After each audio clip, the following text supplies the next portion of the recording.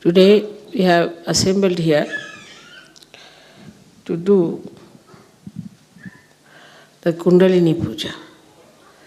Once we had done it in India, long time back, and this is the first time we are doing this puja here in Austria.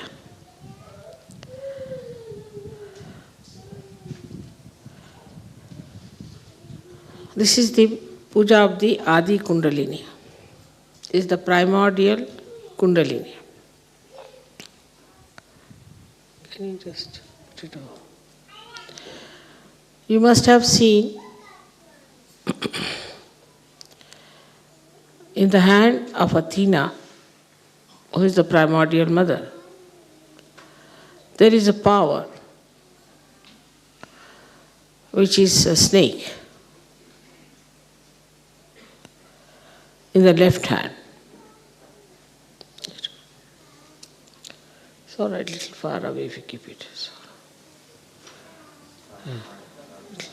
Yes, it's all right.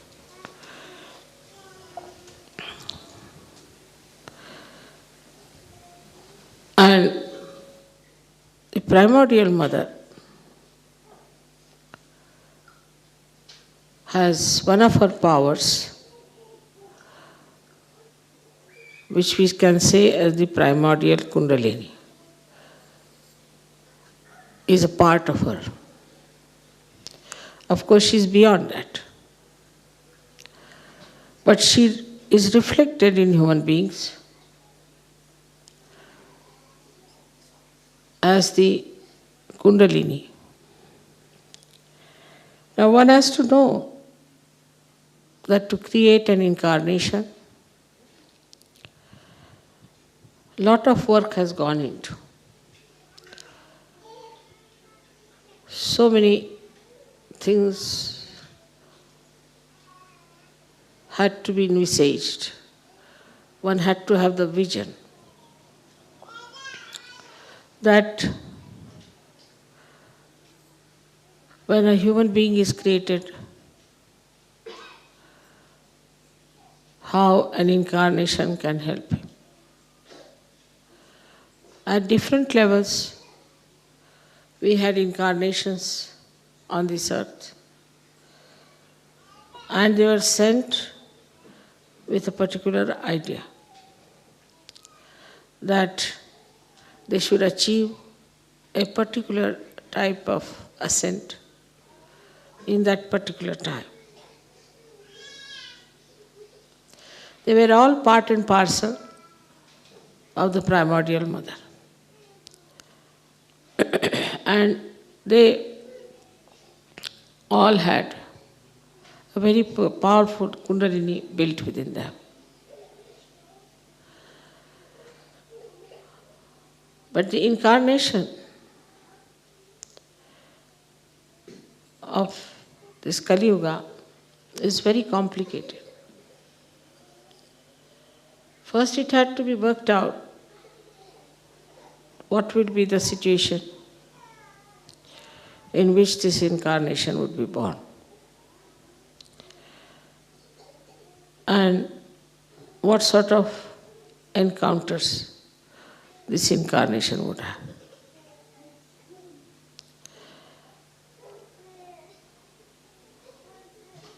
So, the major propelling force, you can say, or the major work had to be done in the incarnation to create a very strong spinal cord so that it could bear the primordial Kundalini, which is responsible for doing this great work of transformation.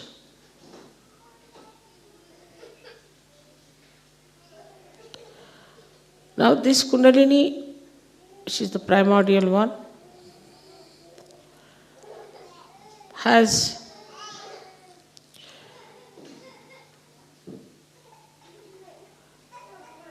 all the powers built in of redemption, of ascent.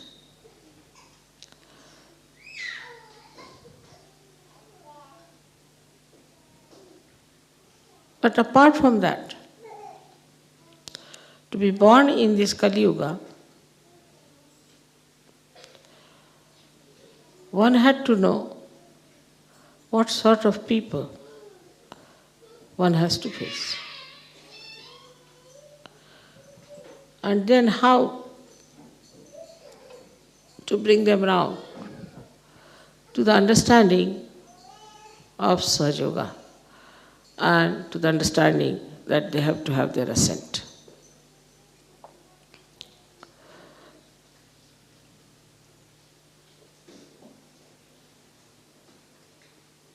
So there are many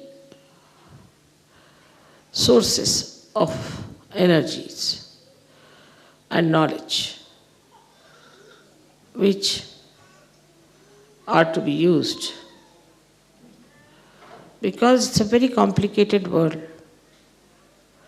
in which the primordial Kundalini had to work. It was not a simple thing like people coming to Himalayas. They were already clean people, very desirous of getting realization. They didn't have all kinds of inhibitions and conditions and ego. They were completely surrendered, and after a great amount of penance, they would arrive. So to raise their Kundalini was not such a complicated thing. So not only that, the primordial Kundalini had to give ascent to people, but she had to also understand what sort of people are there.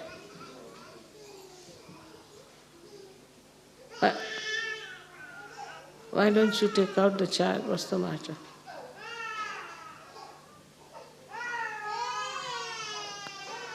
I think open the windows, perhaps the children are feeling hot.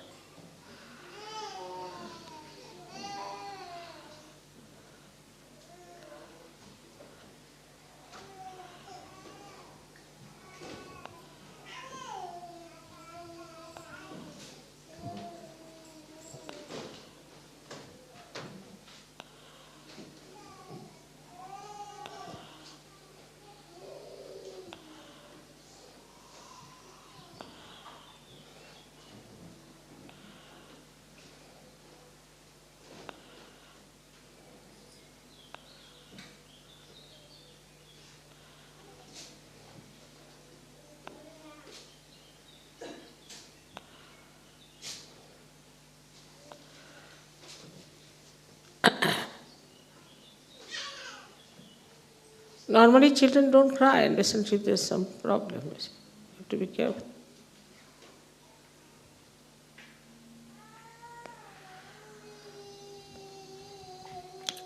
So all the aspects of human beings, on the random movement of human beings, all their adventures and enterprises were to be understood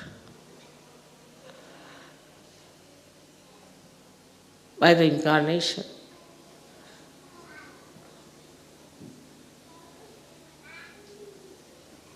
To communicate with the primordial Kundalini. And also, such a person had to be a Mahamaya, so that she or he, whatever it is, has to behave in such a manner that nobody should feel frightened or should feel something distant. So this Mahamaya Swarupa had to be taken. So the Adishakti's work is double-fold. First is to know about the present, the way the people are, their cultures, their styles, their conditionings, their egos, everything, how they behave. Though the Adishakti is unaware of all these things, because she doesn't know this is human adventure. She doesn't know how far they have gone. And what do they see? What do they dream? What are their ideas? And another work is of the Kundalini. So she is divided into two parts. One is the Kundalini and another is the Sahasrara. So Sahasrara has to supply all the material, all the information to the Kundalini. And then the Kundalini has to work out. Of course, as you know very well, there are deities who are built in everywhere, in the Sahasrara also, the whole body. And they are the ones who communicate whatever has to be communicated properly. But it's a very complicated work, extremely complicated. So this primordial Kundalini acts for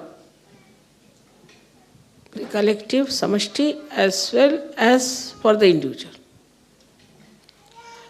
Now supposing you go to a place like, say, an airport. So you start absorbing the heat of the people. Then the perspiration starts and you have to see that all this work is done through your body. Or at the same time, if there's somebody, individual, who has some problem, also can be absorbed and can be corrected. So it acts on both the levels, one on the individual and one on the collective, as they say, samashti and vyashti. And simultaneously it can act. Now the attention, which is the power of the brain, we can say, or power of Sahasrara, also has to be extremely deep, alert, and intelligible.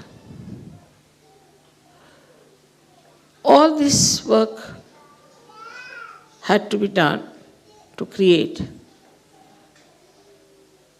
this incarnation of primordial Kundalini and a Sahasrara.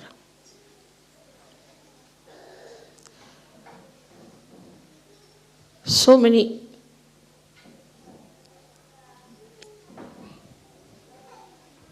mechanisms were used, so many types of wiring was done as you do it. Like as you try to fix your computer to make it the most efficient one. In the same way, a lot of work was to be put in.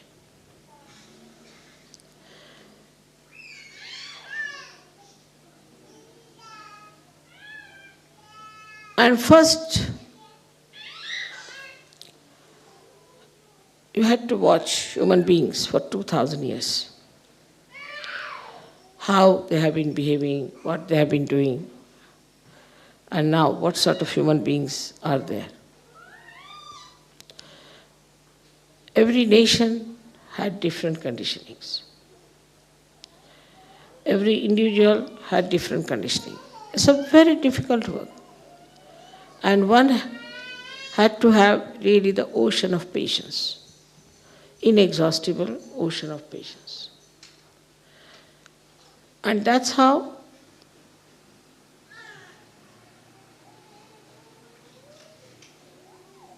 this work of Sahaja Yoga, the whole stage was set in.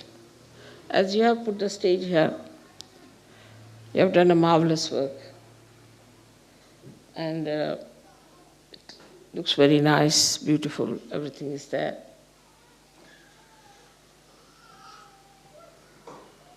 But the stage for Sahaja Yoga was a very complicated one, extremely complicated. because the work was so dynamic, so subtle, at the same time so loving, so affectionate.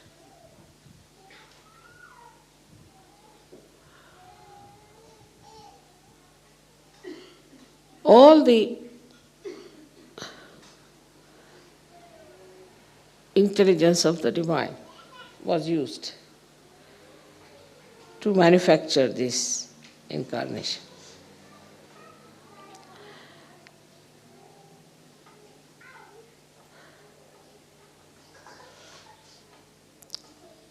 And to get a human realization was also very difficult.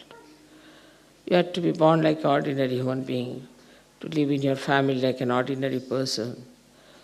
You had to find out, through entering into everybody's Kundalini, what was wrong with them, what was the mistake, how you could use the permutations and combinations of their chakras to give them amas realization. It was a tremendous task. And that had to be done with the Sahasrara.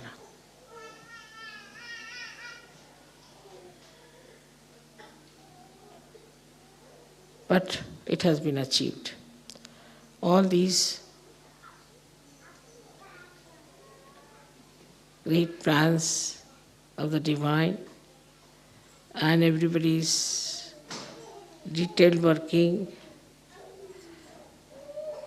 and bringing everything to a par excellence level was really tremendous. I myself surprised at myself and amazed how I could really get so many people in Sahaja Yoga.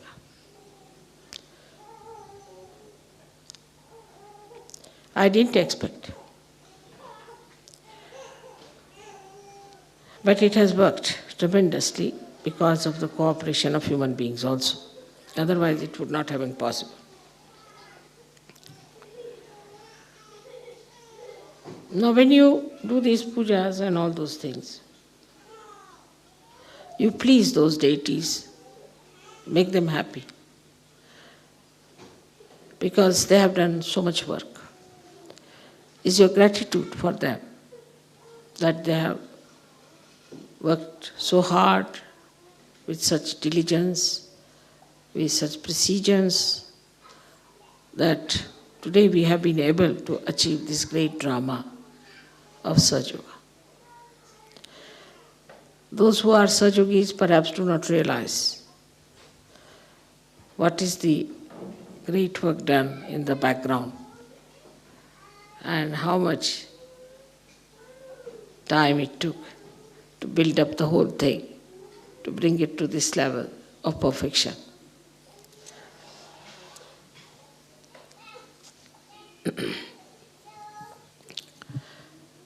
So the primordial Kundalini, which is reflected in you as your Kundalini, also is of the same nature. And it works in the same way. It rises, gives you self-realization, gives you the powers. But after all, one has to know it is a reflection. And the reflection, to make it truthful, real, you have to look at the reality first. How the real one, the real Kundalini, the real primordial one, how it acts, how it works. If you start thinking about my Kundalini only, immediately you'll become silent, no question. You cannot think, just you'll become silent. Just think of any one of my chakras. and your chakras will be all right. But you have to have that depth. You have to have that much protocol. You have to have that much right. Just it will act. Don't have to do anything. Just you have to think of my chakras.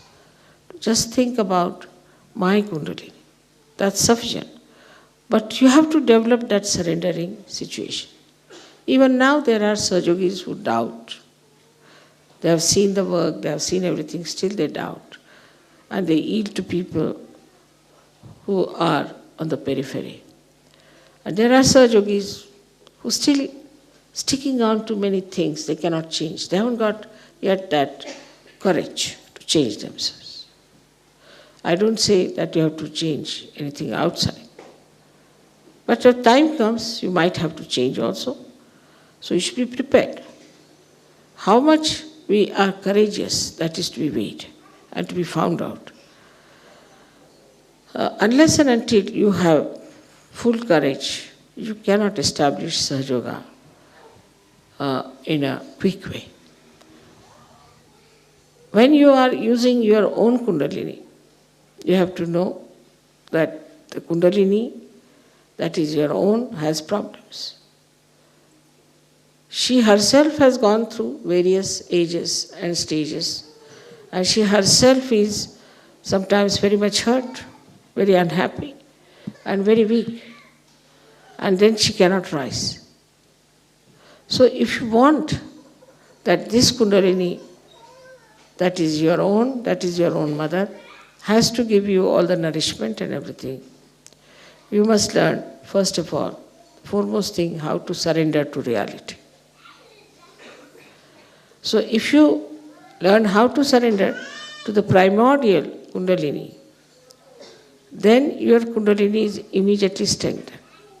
It's like this. Supposing you have a stone and you try to put anything on it, it won't reflect. Then you improve, it's a wood, still nothing will be reflected. Then you paint it, some reflection will come. Then you have the glass won't reflect. But if you use some mercury and make it a mirror, it will reflect. But still it may not be the perfect mirror. So this is how the kind of a reflector you are, on that depends the kind of a reflection you get and the kind of personality you develop. So there should be no aim as such, but to be dissolved into the reality should be the desire within you. Start dissolving into it. Then one does not have to talk about detachment. One does not have to talk about anything, about any virtues. They automatically come because now you have become the divine. Once you become the divine, even your Kundalini becomes absolutely, beautifully, completely reflecting the primordial one. So today I had decided to have this puja and to tell you about this primordial Kundalini, how it has been worked out, it has been built in, and it has been given so many powers. Formerly, before this kind of Sahaja Yoga, people had to cleanse their chakras, cleanse their body, cleanse their mind, do all kinds of things, tapas, and then they would think of having realization. Even Mahavira did 12 years of tapas. While in Sahaja Yoga, none of you have done any tapas, nothing. From the very first day, you have been blessed. And you have had blessings. And you have been enjoying your blessings throughout. So, that is a temptation. Remember, it's a temptation. Don't get lost with the blessings that you are having. You have to go further and further and further. So, it's not a difficult life in Sahaja Yoga at all. On the contrary, it's very much easier.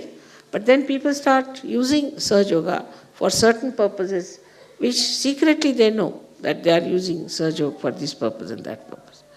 If you start using Sahaja Yoga for any such purpose, then again you have a fall. Then again you have to understand that this was the wrong thing, and then again you rise. So people go like this, up and down, up and down, up and down. But still, I must say, this realization that is given to you has been given without cleansing you, without telling you anything, without asking for anything, without any kind of bondage on you, bandhan on you. And you got this realization.